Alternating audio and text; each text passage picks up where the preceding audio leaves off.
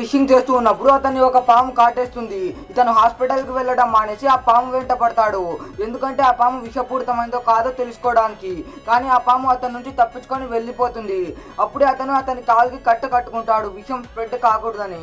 అతను రిమోట్ ఏరియాలో ఉండేవాడు, అందుకని అక్కడ హాస్పిటల్స్ ఏమీ ఉండవు. కానీ కొంతసేపట్లో అతని కాలు పర్పుల్ కలర్ లోకి మారడం స్టార్ట్ అవుతుంది.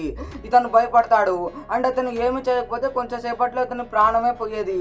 ఎందుకని అతను డేంజర్ నుంచి కాపాడడానికి అతని కాల్ని తీసేస్తాడు.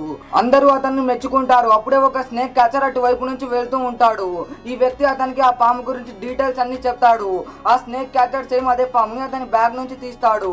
అండ్ ఆ స్నేక్ క్యాచర్ షాక్ అయి చెప్తాడు ఈ పాము అసలు విషపూరితమైందే కాదు అని. ఇతను నమ్మడు, ఎందుకంటే నా కాలు పర్పుల్ కలర్ లోకి మారింది అంటాడు. అప్పుడే అతను ఒక విషయాన్ని నోటీస్ చేస్తాడు. నీ లెఫ్ట్ లెగ్ మీద పాము కాటు ఉన్నట్టుంది అంటాడు. ఇతను చెక్ చేస్తే అప్పుడు ఇతనికి గుర్తొస్తుంది పాము అతని లెఫ్ట్ లెగ్ కి కాటు వేసింది. ఇతను కంగారులో రైట్ లెగ్ ని తీసేశాడు.